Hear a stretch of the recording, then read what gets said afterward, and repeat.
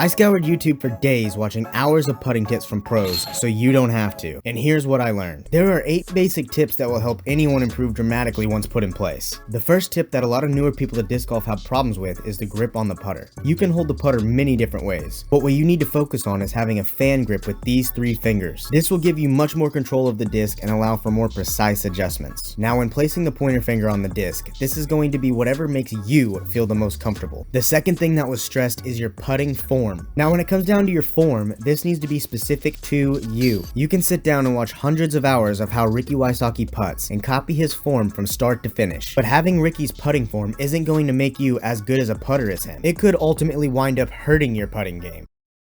All of the pros have their own unique form that is the most comfortable for them personally. So as long as you're keeping a good straight line with the basket and using your whole body to generate that putting motion, you need to find and stick with a putting form that is very comfortable and, most importantly, something that you can replicate every time effortlessly. The third most important thing is going to be aim small. The basket is a pretty big target and it's really easy to throw your disc trying to just hit the chains. But the problem with this is when you're aiming at such a big target and you miss, you're going to miss big. So if you zoom in a little bit and focus on a much smaller target, when you miss your mark, you still have a good chance of making it because your misses are going to become smaller. They even make this item called a disc dot that will help tremendously with this. You can slip this over a single link in the chain to create a good visual of a small target to start putting at. Next, you're going to need to find what is called your 100% range. This is going to be the distance in which when you step up for the putt, you know in your head that you can make this putt 100% of the time. This is different for every player, so you need to go out and throw as many discs as it takes at various distances until you decide that from this distance, I can make this putt 100% of the time. Once you establish your 100% range, you need to be moving back in increments. If your 100% range is 15 feet out, you need to move back to 20 feet and practice there until you get really comfortable.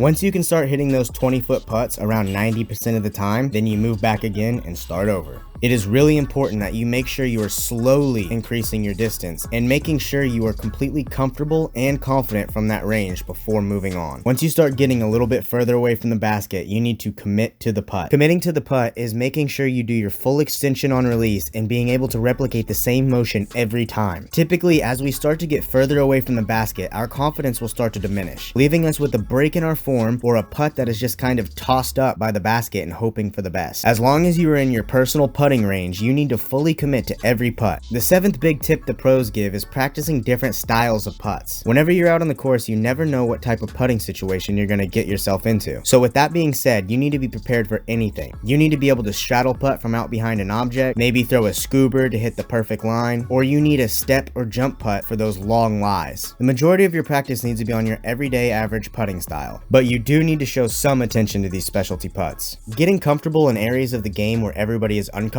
will give you that slight edge over everyone else. And the final tip is going to be repetitions, going out and practicing your putts every day. You need to be throwing hundreds of putts, adjusting small things here and there, and keeping track of your statistics. You can use an Excel spreadsheet or just write down on a piece of paper the makes and misses to keep track so you know where you are improving and where you need more work. Focusing on this list and executing as many putts as you can day in and day out will ultimately make you the best putter possible and shave multiple strokes off your game. Like the video if any of this information was helpful, and be sure to subscribe for more disc golf content.